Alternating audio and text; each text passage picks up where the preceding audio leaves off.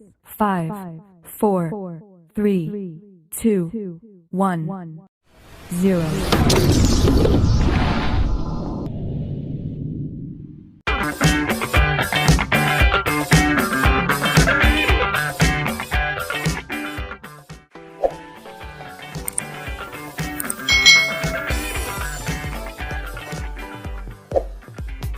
Bismillahirrahmanirrahim.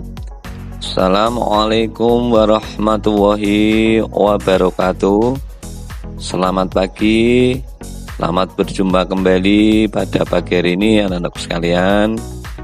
Pada pagi hari ini kita akan melanjutkan pembelajaran kita tentang tematik kelas 3 tema 3 benda di sekitarku, subtema 4 keajaiban perubahan wujud di sekitarku, pembelajaran 1. Setiap hari terjadi perubahan alam di sekitar kita. Perubahan wujud adalah contohnya. Hujan terjadi karena perubahan wujud. Makanan menjadi nikmat karena adanya garam yang diperoleh dari perubahan wujud. Perhatikan kebesaran Tuhan yang Maha Kuasa melalui perubahan wujud di sekitar kita. Dapatkah kamu mengamati peristiwa perubahan wujud dalam keseharian kita? Kemarin kita sudah belajar tentang perubahan wujud. Di antaranya ada membeku, menyublin, memadat, dan sebagainya. Garam membuat masakan menjadi lezat. Makanan yang tidak diberi garam terasa hambar. Sebutkan perubahan wujud yang terjadi pada pembuatan garam. Mari baca wacana di bawah ini. Bertani garam. Garam dihasilkan dari air laut. Di pinggir pantai, petani garam membuat ladang garam. Ladang garam ini berbentuk tambak-tambak untuk menampung air laut.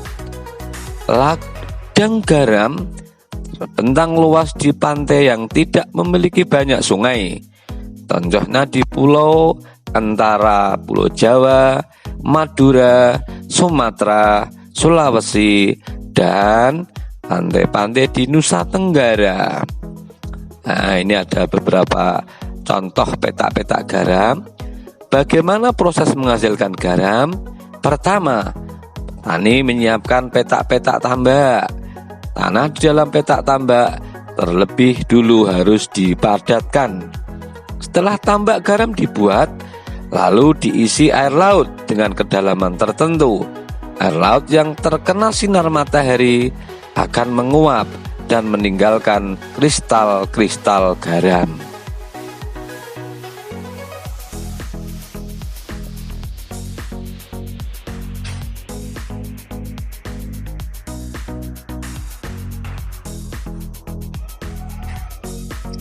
Untuk mendapatkan lapisan garam yang tebal, setiap hari harus ditambah air lautnya.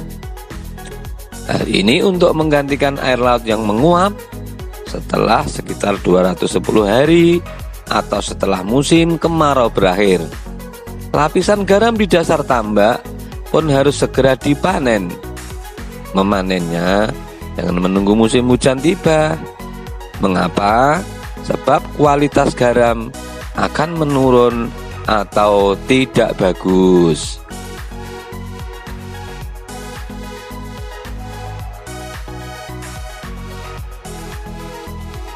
Garam-garam setelah dipanen lalu dijual ke pabrik untuk ditambah yodium dan dikirim ke daerah-daerah.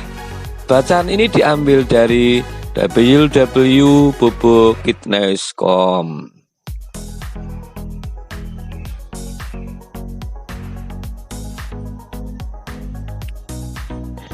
Perubahan wujud yang terjadi pada pembuatan garam adalah penguapan.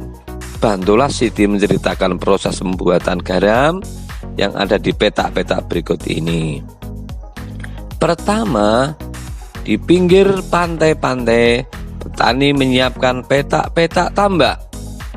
Tambak terlebih dahulu diisi dengan air laut, dan air laut akan menguap dan tersisa kristal-kristal garam. Setelah 210 hari atau setelah kemarau berakhir, segera akan dipanen. Nah, ini adalah garam yang siap akan dipanen dan dikirim ke pabrik untuk ditambah zat-zat yodium.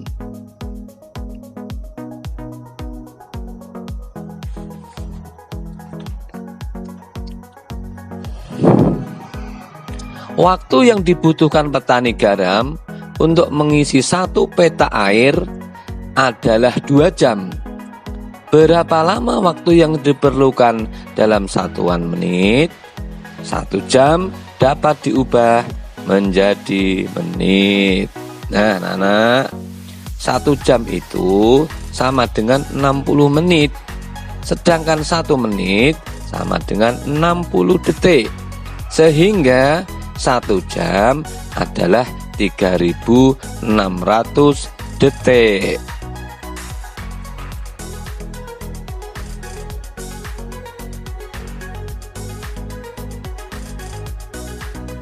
Nah, sekarang kalau 2 jam itu ada berapa menit?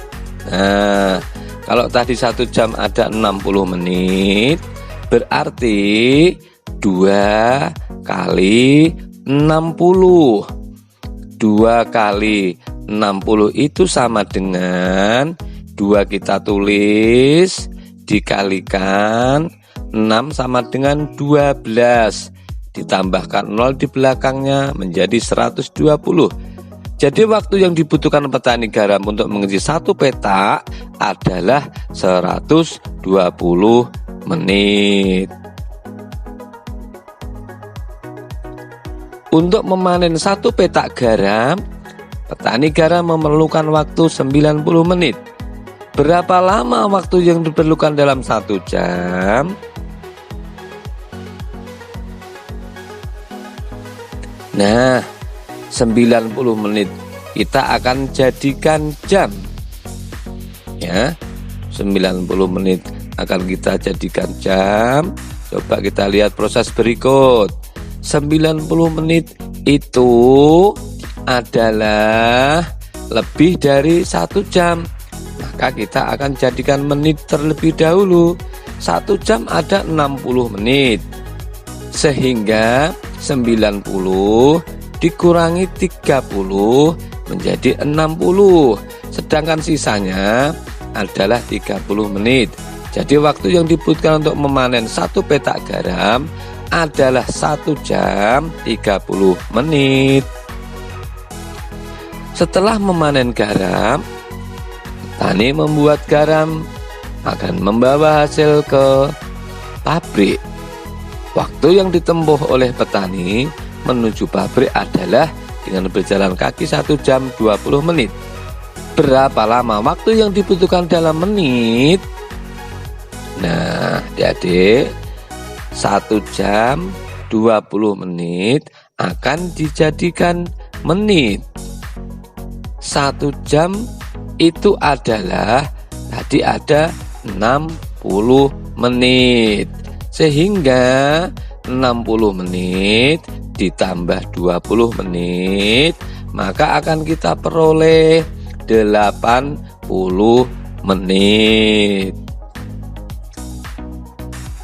Nah, kita akan belajar lagi anak-anakku sekalian tentang konversi jam. Ya, 1 jam ada 60 menit. Nah, seandainya 2 jam ada berapa menit? Ya, tinggal mengalihkan saja. 2 kali 60 sama dengan, ya, 2 dikalikan 6 ada 12 ditambah 0 120. Nah, sekarang kalau 3 jam itu ada berapa? 4 jam ada berapa? 5 jam ada berapa?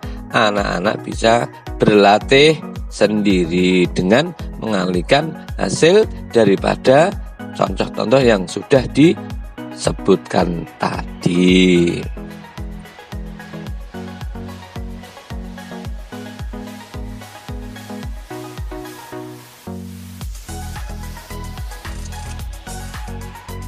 Ubahlah satuan jam menjadi menit. 1 jam 45 menit itu menjadi berapa menit? Tadi 1 jam itu ada 60 menit. Nah, 1 jam 45 menit itu berarti 60 satuan jam tadi ditambah 45 menit ya. 6 tambah 4 adalah 10, tambah 5 di belakang menjadi 105 menit. Nah, sekarang kalau 2 jam 50 menit itu ada berapa menit ya? Nah, semua akan berubah menjadi menit. 2 jam tadi itu adalah 2 kali 60 karena 1 jam itu ada 60 menit. Sehingga 2 kali 60 sama dengan 120 ditambah 50 ya, 50 sisanya, sehingga ketemulah angka di 170 menit.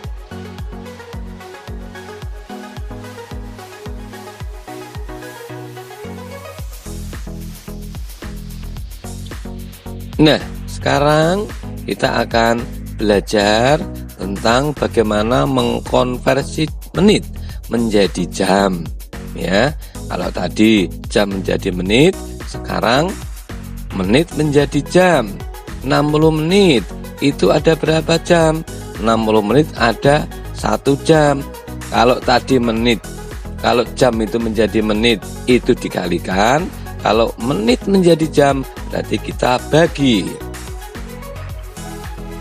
120 dibagi 60 sama dengan 2, karena 12 dibagi 6 sama dengan 2.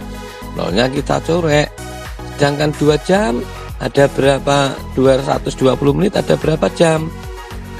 Ya, 120 dibagi 60 sama dengan 2 jam. Nah, 180 menit ada berapa? Ya tinggal membagi. 180 dibagi 60 sama dengan, ya nolnya kita corek, 18 dibagi 6 ketemu 3 jam. Mudah kan untuk merubahnya? Nah, coba sekarang kita hitung. Untuk 300 menit ada berapa jam? Silahkan anak-anak untuk berlatih sendiri ya.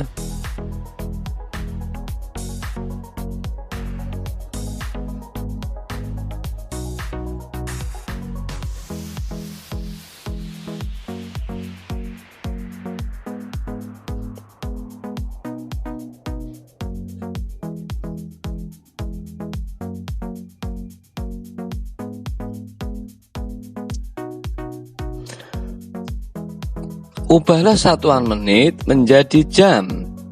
60 menit sama dengan 1 jam. 120 menit sama dengan 2 jam. 188 menit ada 3 jam. Dan 300 menit 5 jam. Sekarang 70 menit kita jadikan jam. Nah, coba 70 menit itu terdekat dengan angka berapa ya? Nah, dengan angka 60.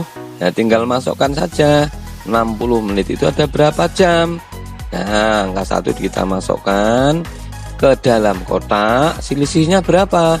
70 dikurangi 60 sama dengan 10, tinggal 10. Berarti 1 jam lebih 10 menit.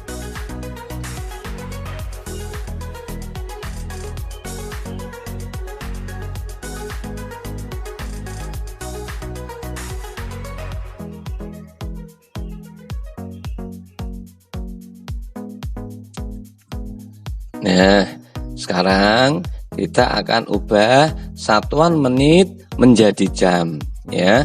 Tadi sudah dijelaskan 60 menit sama dengan 1 jam, dan seterusnya 120 menit 2 jam, 180 menit 3 jam, dan 300 menit adalah 5 jam. Coba sekarang kalau 160 menit itu berapa jam? Nah, angka yang terdekat itu kemana? Yang 160. Ada yang terdekat adalah yang di 120. 120 itu ada berapa jam? Kita masukkan. Yang 2 kita masukkan berarti 2 jam. Nah, selisihnya berapa? 160 dikurangi 120. Ya, 0 kurangi 0, 6 kurangi 2, 4, 1 kurangi 1, 0 habis. Berarti 160 menit itu sama dengan 2 jam lebih 40 menit.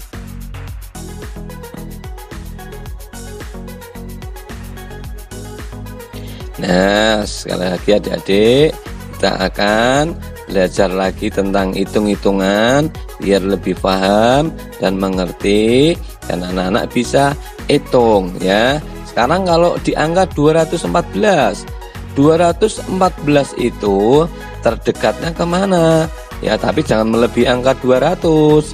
Yang terdekat adalah di angka 180. 180 itu ada berapa jam? Ada 3, tinggal masukkan. Nah, sekarang 214 dikurangi 180. 214 dikurangi 180 bila dihitung dengan pengurangan adalah ketemu di ya 4 kurangi 0, 4, 11 kurangi 8 sama dengan 3. Sehingga 214 menit itu adalah 3 jam lebihnya 30 menit.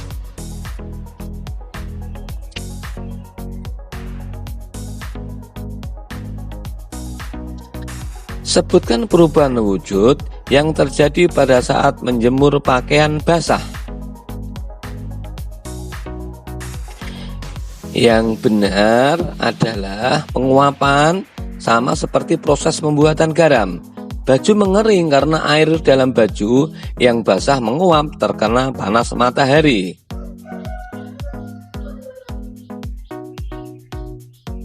Setelah baju mengering, lipatlah dengan rapi dan susunlah di lemari. Ayo kita perhatikan contoh dan cara melipat kaos dengan baik. Berikut ini adalah langkah-langkahnya.